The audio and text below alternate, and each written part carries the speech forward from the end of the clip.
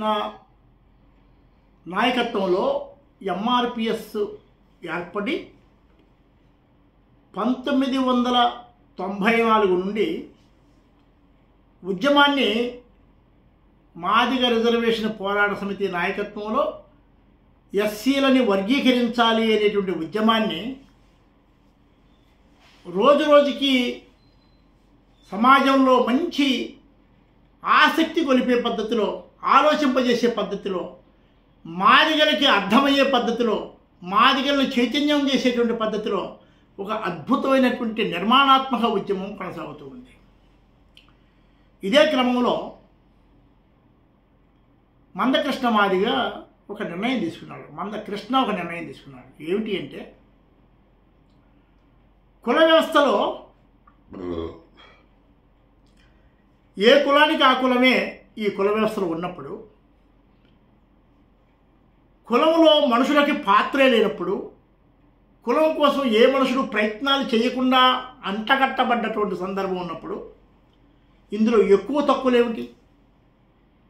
రెడ్డి అనేటువంటి వ్యక్తి రెడ్డి కోసం ఏ ప్రయత్నం చేయలే, కమ్మ అనేటువంటి వ్యక్తి కమ్మ కోసం ఏ ప్రయత్నం చేయలే, ఎవడి ప్రయత్నాలు లేవు. కావాలని పుట్టినటువంటి వాళ్ళు ఎవడు ఏ కులంలో పుట్టాలన్న సంగతి కూడా ఎవడి చేతుల్లో లేని సంగతి. మనుషులకే పుడతారు మనుషులంతా.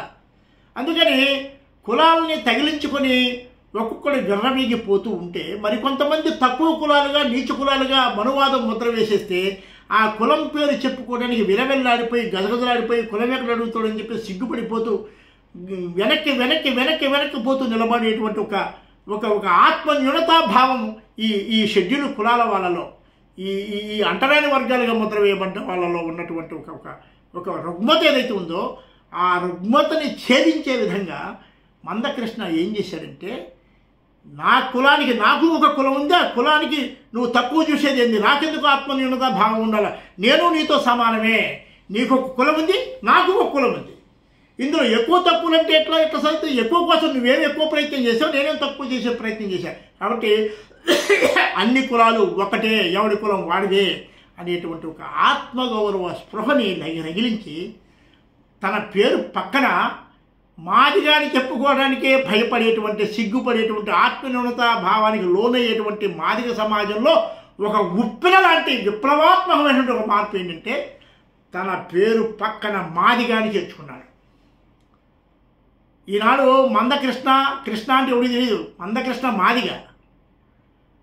ఎప్పుడైతే తన పేరు ప్రక్కన మాదిగని చేర్చుకొని మాదిగగా ఒక గొప్ప ప్రభావశీలతంగా ఉద్యమం చేసేస్తూ అనేక సందర్భాలలో అనేక సమావేశాలు పెట్టుకున్నప్పుడు ఈ ఉద్యమానికి మద్దతుగా అనేక మంది వచ్చేసి బాసరగా నిలబడ్డ వాళ్ళు, రెడ్లు కావచ్చు, కమ్మలు కావచ్చు, బ్రాహ్మలు కావచ్చు, ఎంతోమంది వచ్చిన వాళ్ళంతా కూడా వేదిక మీద సంబోధించినప్పుడు మందకృష్ణ మాదిగ గారికి అని సంబోధించడం మొదలుపెట్టారు.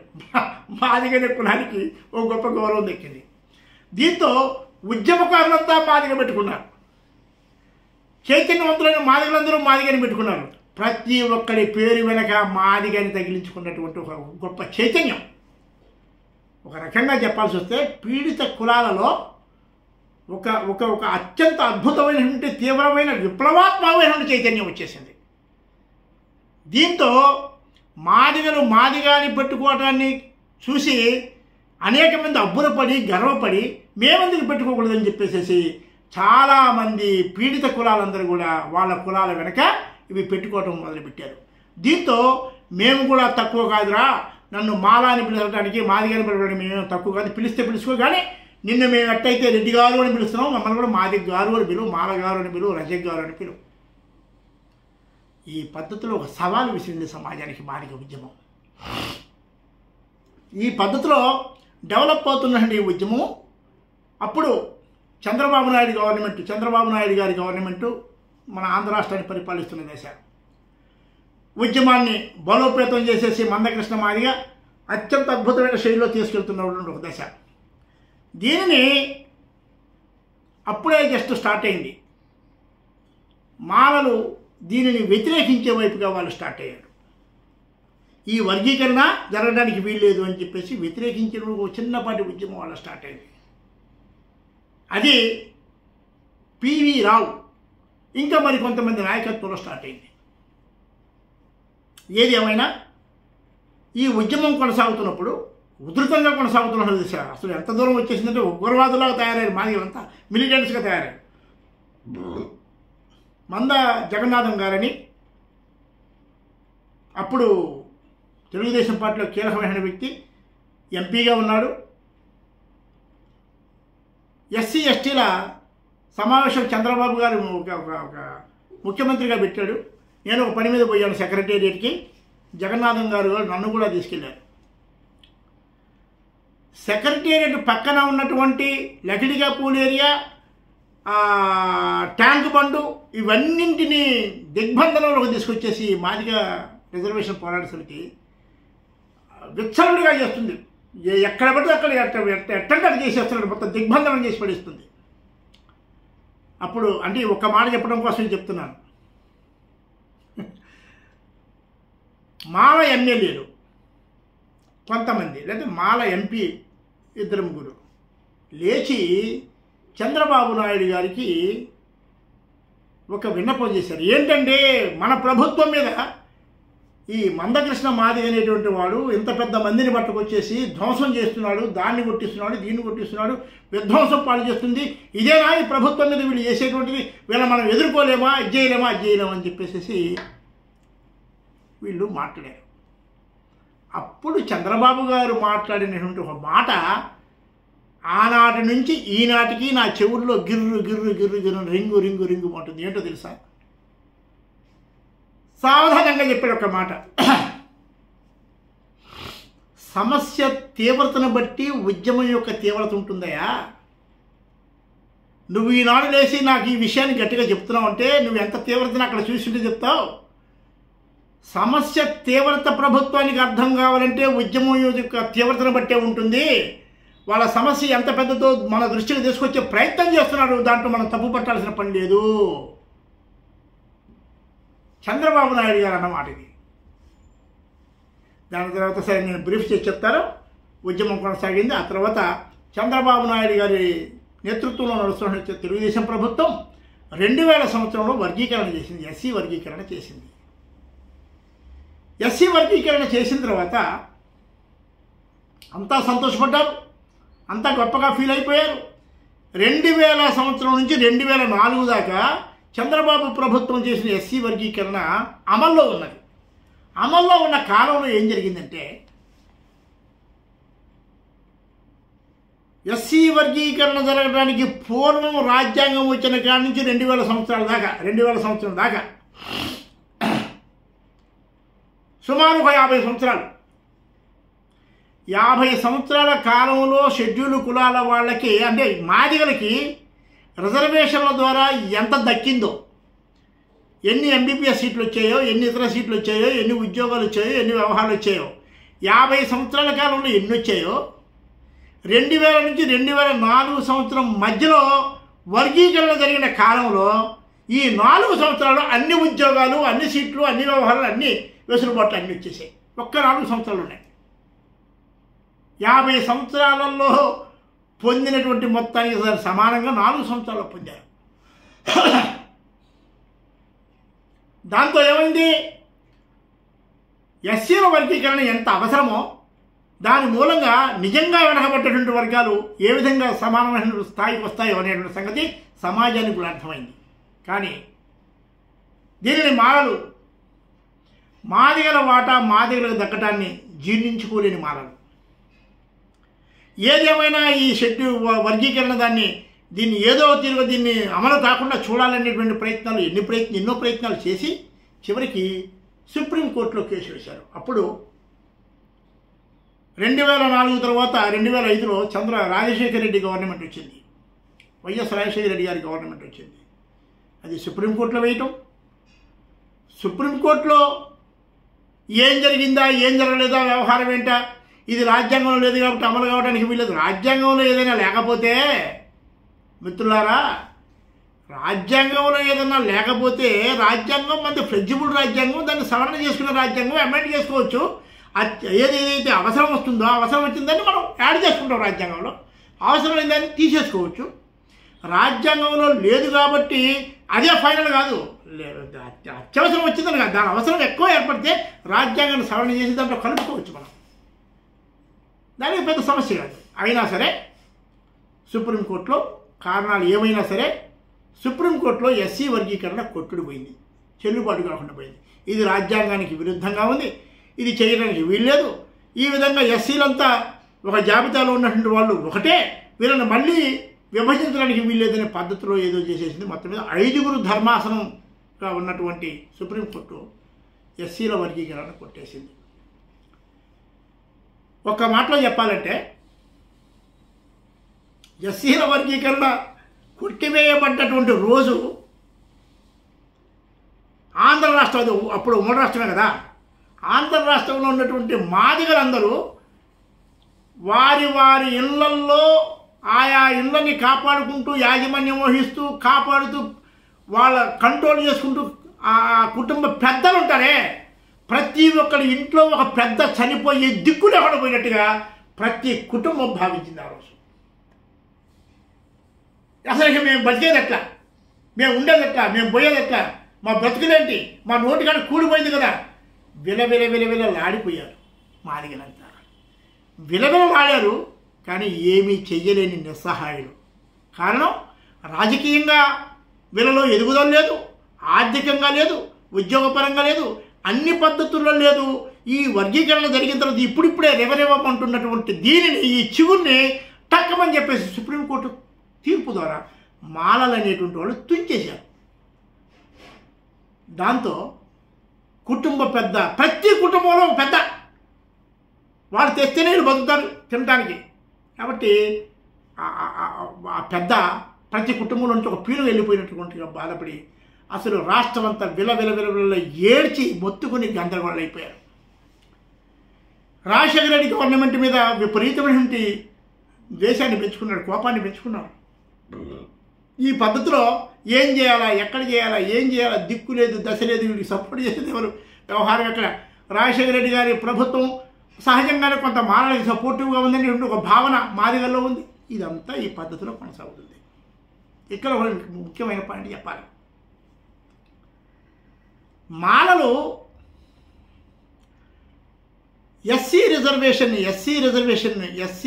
సంబంధించిన వర్గీకరణని ఎందుకింత తీవ్రంగా వ్యతిరేకిస్తున్నారు, ఇది చాలా కీలకమైన పాయింట్. నేను చెప్తాను మీకు ఎందుకింత తీవ్రంగా వ్యతిరేకించాలా, ఏమిటి దీని పట్ల వాళ్ళకి ఇంత అక్కసు ఎందుకుంది, మాదిగలను ఎందుకు శత్రువులుగా చూసేటువంటి ప్రయత్నం చేస్తున్నారు, మాదిగలకు దక్కాల్సిన వాటా దక్కాల్సిన అవసరం లేదని చెప్పేసి ఎందుకు తీవ్రంగా పట్టుబట్టి వాళ్ళకున్నటువంటి అంగబలాన్ని, అర్ధబలాన్ని, అధికార బలాన్ని, సామాజిక బలాన్ని, మంచిని చెడ్డని, వాళ్ళకున్నటువంటి సమస్తాన్ని, సామాజికంగా ఉన్నటువంటి ఆ బలోపేతమైన సహజంగానే సమాజంలో ముఖ్యంగా మన ఆంధ్ర రాష్ట్రంలో అన్ని స్థాయిల్లోనూ మాలలు ఉన్నారు. ఎస్సీ రిజర్వేషన్స్ని అధికంగా వాడుకున్నటువంటి దాని పర్యవసానంగా ఐఏఎస్లు, ఐపీఎస్లు, మరొక చోట మరొక కీలకమైన ప్రతి పొజిషన్లో వాళ్ళు ఉన్నారు, ప్రతి రాజకీయ పదవుల్లో వాళ్ళు ఉన్నారు, ఎమ్మెల్యేలు, ఎంపీలు, మంత్రులు, గింత్రులు అంతా వాళ్ళు ఉన్నారు. ప్లస్ ప్రతి సందర్భాన్ని ఎట్లా వాడుకోవాలో కూడా వాళ్ళకి బాగా తెలుసు. ఈ పద్ధతిలో మాలలు ఇంత తీవ్రంగా దీన్ని ఎందుకు వ్యతిరేకించారు, ఇది కీలకమైన అంశం మనం గమనంలో పెట్టుకోవాలి. ఎందుకు వ్యతిరేకించారు? న్యాయంగా మాదిగలు చేసినటువంటి ఉద్యమంలో ఎక్కడా మాలలకి రిజర్వేషన్లు తీసేయమని లేదు. మాలలు ఇంతవరకు చాలా తిన్నారు, వాళ్ళ రిజర్వేషన్లు తీసేసి అసలు ఈ జాబితా నుంచి తొలగించండి అని చెప్పేసి ఒకళ్ళు ఉద్యమం చేసి ఉంటే, అరే ఇప్పటికీ కూడా మా దగ్గర చాలామంది ఉన్నారా, వెనకొన్నారా, మమ్మల్ని తీసేయమంటాం అన్యాయం అని చెప్పేసి గట్టిగా వ్యతిరేకించవచ్చు దాన్ని. కానీ మాదిగల పోరాటం ఏం చెప్తుంది, అయ్యా మాలల వాటా మాలకి పెట్టండి, మా వాటా మాకు పెట్టండి, మాకు ఏ కేటగిరీలో వాడి వాటా వాడికి ఇవ్వండి, కింద వాటా కిందకి ఇవ్వండి. ఏబిసిడి వర్గీకరణ ద్వారా ఏబిసిడి గ్రూపుల్లో ఎవరెవరైతే షెడ్యూల్ కులాల వాళ్ళు ఉన్నారో వాళ్ళ జనాభా ఎంత ఉందో ఆ జనాభాకి ఎంత వస్తుందో అంత మొత్తాన్ని వాళ్ళకి ఇచ్చేసేయండి. మాలల వాటా కూడా మాలలకి ఇవ్వమనే కదా పోరాటం. మాలల వాటా మాలలకి ఇవ్వమని పోరాటం చేస్తుంటే మాదిగల వాటా మాదిగలు ఇవ్వకూడదు నువ్వు అడ్డం తగలటం ఏంటి? న్యాయం ఆలోచిస్తే వాళ్ళ వాటా వాళ్ళకి ఇవ్వడానికి వీలేదు. మీరు ఉమ్మడిగానే ఉంచండి. దానికి ఒక చిన్న సాకు చెప్తుంటారు వీళ్ళు. ఎంత దుర్మార్గమైన ఆలోచన అంటే, ఎందుకు వర్గీకరణ చేయకూడదు, ఎందుకు ఎస్సీ వర్గీకరణ వద్దు అంటే, వర్గీకరణ చేసి ఏబిసిడి చేసేస్తే మమ్మల్ని అందరూ మీరు చీలుస్తున్నారు, మా ఐక్యతను దెబ్బతీస్తున్నారు, మేమంతా ఐక్యంగానే ఉండాలా, ఎట్టే ఉండాలా, మేము విడిపోవడానికి వీళ్ళు మమ్మల్ని విడగొడుతున్నారు, ఏబిసిడి వర్గీకరణ విడగొడుతున్నారట. అప్పుడు చాలామంది ప్రశ్నించారు, ఏమయ్యా మీ అయ్య సంపాదించిన ఆస్తి ఉంటే మీ నలుగురు అన్నదమ్ములు పంచుకోవట్లేదా? అది వేరు, ఇది రాజ్యాంగంలో లేదు, మమ్మల్ని విడదీస్తున్నారు. ఈ విడదీస్తున్నారనే మాట వర్గీకరణ జరగకుండా ఆపడానికి వాడుకుంటుందే తప్ప, వాస్తవాలను పరిశీలిస్తే ఓ మాలల్లారా మాదిగల్లారా, మీరు అసలు కలిసి ఉన్నది ఎప్పుడు? కుల వ్యవస్థలో రెడ్డి కమ్మ కలిసి ఉన్నది ఎప్పుడు? బ్రాహ్మణ వెలమ కలిసి ఉన్నది ఎప్పుడు? కోమటి ఇంకొకటి కలిసి ఉన్నది ఎప్పుడు? ఏ ఏ ఏ రెండు కులాలు కలిసి చారిత్రకంగా కొనసాగాయి? ఏ రెండు కులాల మధ్య చారిత్రక బంధుత్వాలు ఉన్నాయి? అసలు కుల వ్యవస్థలో రెండు కులాలు ఒకటిగా ఉన్న సందర్భం ఎక్కడిది? అదే మాల మాదిగల్లో మాత్రం ఎక్కడుంది? హిస్టారికల్గా మీ మధ్యన ఏ గతంలో ఎన్నో బంధుత్వాలు ఉన్నాయి, ఈ వర్గీకరణ మూలంగా బంధుత్వాలు పోతాయి అనేది చెప్పడానికి ఏమైనా అవకాశం ఉందా? లేదు. కాబట్టి ఈ వర్గీకరణ మూలంగా మేము విడిపోతున్నాం, మమ్మల్ని విడదీయకండి అని చెప్పే మాట హాస్యాస్పదమైన మాట, దాంట్లో నిజమే లేదు. వర్గీకరణ అడ్డుకోవడానికి ఇది ఒక సాధనం. మరి ఎందుకు మాదిగల పక్షాన మాదిగల వాటాను మాత్రం వాళ్ళు డిమాండ్ చేస్తుంటే అది వాళ్ళకి ఇవ్వడానికి వీల్లేదని చెప్పేసి అడ్డుపడి సుప్రీంకోర్టు దాకా పోయి మీ చాకచక్యంతో, మీ ధనబలంతో, అంగబలంతో, అర్థబలంతో, మీ రాజకీయ బలంతో మీకు కోర్టుల్లో ఉన్నటువంటి అవకాశాలని వాడుకుని ఈ వర్గీకరణని అడ్డుకునేటువంటి ప్రయత్నం చేసి వర్గీకరణని కొట్టుడు పోయేటట్టు చేశారు. ఏమిటి అంత కక్ష, అంత కార్పణ్యం ఏంటి? అంత ఏముంది? పోనీ నిజంగానే వర్గీకరణ మూలంగా వీళ్ళు చీలిపోతున్నాం అంటే మరి మీరంతా కలిసి ఉండడానికి మానలుగా మీరు చేసే వాళ్ళు వర్గీకరణ కావాలంటున్నారు. అరే వర్గీకరణ ఎందుకురా, మనమంతా ఒకటే అవుదాం, మనలో మనం బంధువులు అవుదాం, మనమంతా కలిసిపోదాం, మనం పెళ్ళిళ్ళు చేసుకుందాం, మధ్యలో మనమంతా బంధువులు అయిన తర్వాత నా పిల్ల నీ ఇంట్లో, నీ పిల్లగా నా ఇంట్లో, ఎవరికి ఉద్యోగం వచ్చినా అందరికి వచ్చినట్టే కదా. ఇటువంటి ఉద్యమాన్ని నువ్వు చేయొచ్చు కదా. ఈ ఉద్యమాన్ని చేయడం ద్వారా వర్గీకరణ అసలు అడ్డుకోవచ్చు. నిజంగానే మాదిగలు మాలలు చేసేస్తే వీడు వర్గీకరణ నాకు ఓ దొరకట్లేదురా అబ్బాయి, నీతో పోటీ పడలేకపోతున్నాను, నా ముద్ద నాకు కావాలని వీడు అడుగుతున్నాడు. అదే ఒక్కర్లేదురా, మనం అంతా ఉమ్మడిగానే బతుకుదామని చెప్పేసేటువంటి వాతావరణం నువ్వు తీసుకొచ్చేసినట్టయితే, మన మధ్యలో వివాహ సంబంధాలు పెట్టుకుందామని చెప్పి నువ్వు అన్నట్టయితే, బంధుత్వాన్ని ఏర్పాటు చేసుకుందాం అన్నట్టయితే, మీరిద్దరూ బంధువులు అయినట్టయితే రెండు పరిష్కారాలు దొరికింది. ఒకటి వర్గీకరణ సమస్యకి పరిష్కారం, రెండోది కుల సమస్య కూడా పరిష్కారం దొరికేదిగా. రెండు కులాల మధ్య బంధుత్వాలు కులాన్ని బలహీనపరుస్తాయి.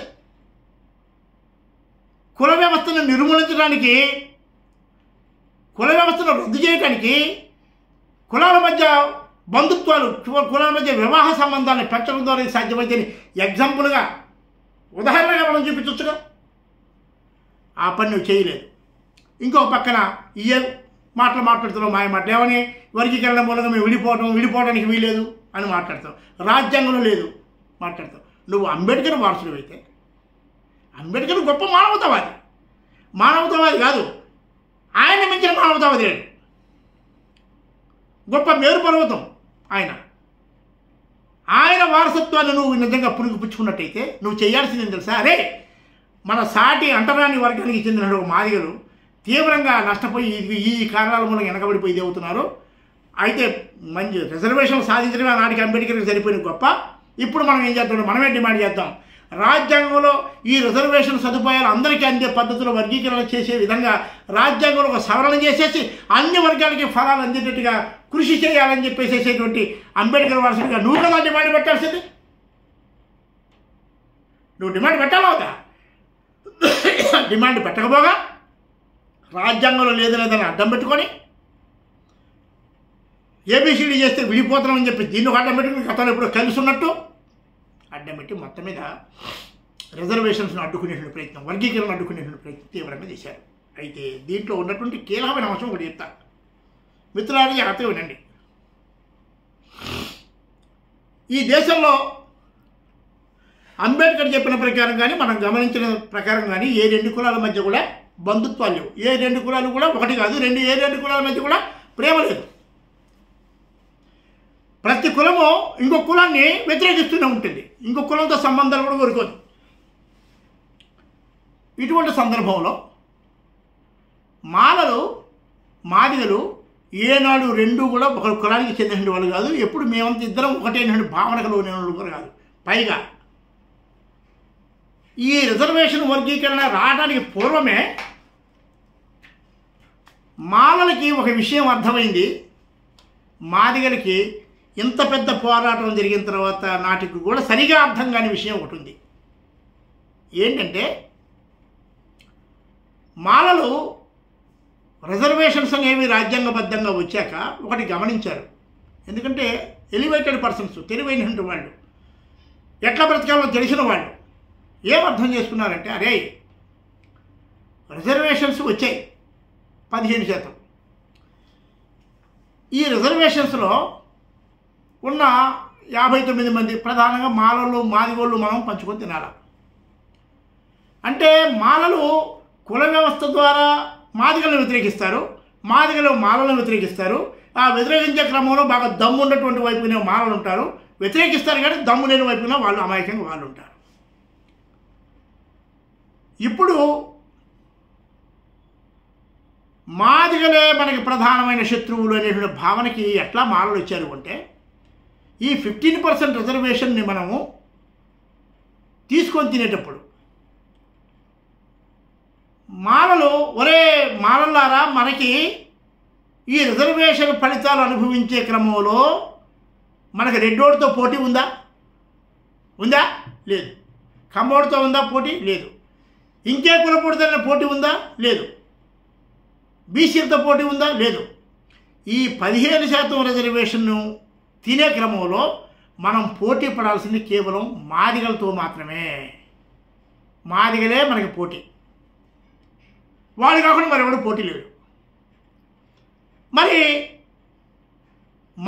మనతో పోటీ పడేవాడు బలంగా ఉండాలా బలహీనంగా ఉండాలా? మన పోటీదారులు బలంగా ఉండాలా బలహీనంగా ఉండాలా వాళ్ళు వేసుకున్న ప్రశ్న. మన పోటీదారుడు ఇప్పుడు బలహీనంగానే ఉండాలి. బలహీనంగా ఉంటేనే నువ్వు గెలుస్తావు, అత్యధిక ఫలితాలు నువ్వు సాధించవచ్చు. కాబట్టి మనకి రిజర్వేషన్స్ని పొందే క్రమంలో మనకి పోటీ మాదిగలతోనే. కాబట్టి మాదిగలు బలహీనంగా ఉన్నంతకాలం మాత్రమే మనం రిజర్వేషన్ ఫలాలలో అత్యధిక భాగాన్ని తినడానికి అవకాశం ఉంటుంది. కాబట్టి మాదిగలు బలిస్తే సమానంగా చదువుకుంటే సమానంగా పైకి వస్తే మనకు పోటీ పెరుగుద్ది. కాబట్టి మనము మాదిగలు సమానంగా బలపడడానికి చదువుకోవడానికి అవకాశాలకి వాళ్ళకి సరైనటువంటి అవకాశాలు రాకుండా అడ్డుకున్నంత కాలమే మనం అత్యధిక ప్రయోజనం రిజర్వేషన్ నుంచి పొందుతుంది తప్ప మాదిగలు బలపడితే మనకి తగ్గిపోతాయి. ఇది మాలల్లో వచ్చినటువంటి జ్ఞానం, ఆలోచన. ఇది అది సహజంగా కుల వ్యవస్థ కల్పించే జ్ఞానం. ఇది ఏ రెండు కులాల మధ్య పోటీ వచ్చినా ఇంతే ఉంటుంది. రెడ్డి అధికారంలోకి రావాలా, కమ్మ అధికారంలోకి రావాలా చేసుకున్నప్పుడు ఆలోచించే పద్ధతులు ఇవే ఉంటాయి. మాలలు కూడా మాదిగలు బలహీనంగా ఉన్నంతకాలమే మనం అత్యధికంగా లాభం పొందేటువంటి ప్రయత్నం ఉంటుంది, పైకి వస్తూ ఉంటాం. కాబట్టి మనకి మాదిగలు విడివిడి కులాలే కాదు, ఒకదానికొకటి పోటీ కులాలు అన్న సత్యాన్ని మాలలు ఈ వ్యవహారంలో గమనించారు. ఎప్పుడో గమనించారు. ఆ గమనించి కొనసాగుతున్న దశని ఎప్పుడైతే వర్గీకరణ అన్న పేరుతోని మాదిగలు స్టార్ట్ చేశారో, అరే వర్గీకరణ పేరుతో వాళ్ళు ముందుకు వస్తున్నారా, దేన్నైతే మనం అడ్డుకుని వాళ్ళని బలహీనంగా ఉంచాలనుకుంటామో ఇప్పుడు కానీ వర్గీకరణ జరిగితే వాడు ఖచ్చితంగా బలుస్తాడు, బలహీనంటే వాడు మనకు పోటీగా వస్తాడు, మన పోటీ కులం అది, పోటీదారుడు ఇప్పుడు బలహీనంగానే ఉండాలా. ఇదిగో ఈ నాలెడ్జి, ఈ జ్ఞానం బేస్ చేసుకుని మాదిగలు బలపడితే పోటీ పెరిగి వీళ్ళు అధికంగా తినే అవకాశాలు మొత్తం పోతాయని ఒకే ఒక్క కారణం మిత్రులారా, ఒకే ఒక్క కారణంతో మాలలు ఎంత తీవ్రంగా వ్యతిరేకించడం మొదలుపెట్టారు. లేకపోతే వర్గీకరణ జరిగితే ఏముంది, నీ వాటానికి వస్తుంది కదా. నీ వాటానికి వచ్చినప్పుడు నువ్వు దాన్ని అడ్డుకోవడం ఏంటే? నువ్వు చెప్పే మాటల్లో నిజముందా? చీలిపోతావు, యాడ చీలిపోతావు? కుల వ్యవస్థలో అందరూ చీలిపోయి ఉన్నాం. లేదు 2000 నుంచి 2004 దాకా వర్గీకరణ అమలు జరిగింది. ఏం కొట్లాట్లు వచ్చాయి, ఏం చీలిపోయాం, ఏమయ్యాం, ఎక్కడైనా గొడవలు ఉన్నాయా? ఆ 4 సంవత్సరాల కాలంలో మాదిగల బలపట్టాన్ని గమనించింది మా సమాజం. కాబట్టి వాళ్ళని ఎట్టి పరిస్థితిలో ఈ అవకాశాలు సరిగ్గా వస్తే కనుక వాళ్ళు బలపడిపోతే మనకు పోటీ పెరుగుతుంది. పోటీ పెరిగితే మనకు అవకాశాలు సన్నగిలిపోతాయండి. ఒకే ఒక ఆలోచన చేసేసి దాన్ని గట్టిగా ఎదుర్కొనే ప్రయత్నం. ఇది కుల స్వభావం, మనువాద స్వభావం, అంబేద్కర్ స్వభావం కానే కాదు. ఇంకొక విషయం చెప్పాలంటే,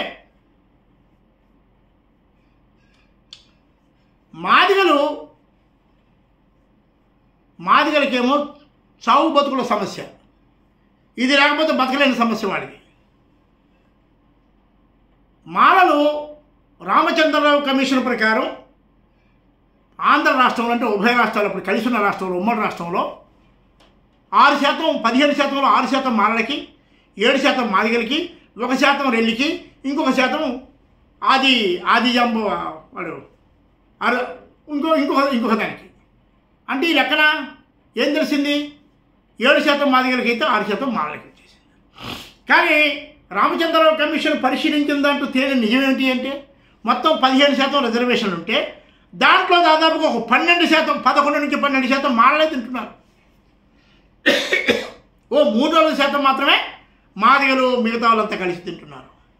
మరి 6% తినేటువంటి వాడు, 6%కి అర్హత ఉన్నవాడు 12% తింటూ లేదా 10% తింటూ ఒకేసారి 6%కి న్యాయమైన శాతానికి రమ్మంటే అదనంగా తిరుగుంటూ వస్తున్నట్టు 5%, 4%, 6%, అది కోల్పోతున్నాడు లేదా?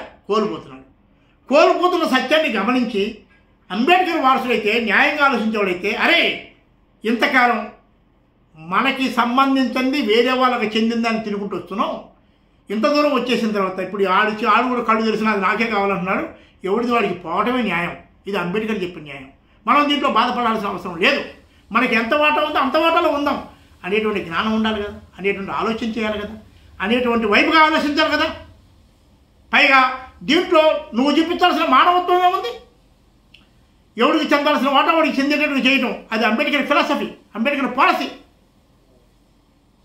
అంటే వర్గీకరణని ఎదుర్కొంటాను వ్యతిరేకిస్తున్నటువంటి దశలో నీకున్న ఆలోచన ఏంటంటే, నువ్వు నీ వాటా కంటే అధికంగా ఏదైతే తినుకుంటూ వచ్చావో 70 సంవత్సరాలు బట్టి, ఆ అధికంగా తింటుంది పోతుందనే బాధే కదా, అంతేనా కదా? కాబట్టి మాలలు ఎటువైపు చూసినా ఖచ్చితంగా అంబేద్కర్ బాటలో లేకుండా, అంబేద్కర్ ఆలోచన విధానానికి విరుద్ధంగా, అంబేద్కర్ చెప్పినటువంటి మాటలకు విరుద్ధంగా పూర్తిగా స్వార్థపరత్వంతో ఒక కులవాది అంటే మనువాదాన్ని వ్యతిరేకించిన వాడు అంబేద్కర్. మనువాదాన్ని చంపుతూనే ఇవన్నీ పట్టుకొచ్చిన హక్కులన్నీ. అంబేద్కర్ గొప్ప మాట అంటాడు, ఓ నా ప్రజలారా, ఓ నా పీడిత ప్రజలారా, రాజ్యాంగ రచన ద్వారా నేను మనువుని సమాధి చేశాను, కానీ వాడు ప్రజల మనసుల్లో బతికే ఉన్నాడు, జాగ్రత్త అంటాడు అంబేద్కర్. అంటే అంబేద్కర్ చెప్పినటువంటి మనువు ఇక్కడ ఎవరి మనసుల్లో బతికున్నాడు? సజీవంగా గట్టిగా బతికున్నాడు, మాలల మనసుల్లో బ్రతికున్నాడు. ఇంకొక మాటలో చెప్పాల్సి వస్తే, ఎస్సీ వర్గీకరణకి బ్రాహ్మణ సానుభూతి ఉంది, రెడ్ల సానుభూతి ఉంది, కమ్మల సానుభూతి ఉంది, సమస్త సమాజం యొక్క సానుభూతి ఉంది. మనువాదులైనటువంటి సమస్త సమాజం అంతా మాదిగల యొక్క వర్గీకరణకి సానుకూలంగా, మనువాదానికి భిన్నంగా వాళ్ళు చేస్తుంటే, మనువాదానికి వ్యతిరేకంగా మనధర్మశాస్త్రం తగలబెట్టిన అంబేద్కర్కి వారసుడిగా అని చెప్పుకుంటున్నట్టు నువ్వు ఇంకెట్టుండాలి? అసలు వెనకబడ్డోడు ఎవడరా, మా అంటరాని వర్గాలలో వెనకబడ్డోడు ఎవడరా అని నువ్వు పరిశీలించి ముందు చదువుకున్నాడు కాబట్టి, ముందు పైకి వచ్చినోడు కాబట్టి నువ్వే పరిశీలించేసి, అరే ఈ వర్గాలను వెనకబడ్డారా, వాళ్ళకి వాటా దక్కడబెట్ట అని చెప్పేసి ఆలోచించి నీ పరిశోధనలో నుంచి ఉద్యమం రావాలి. అసలు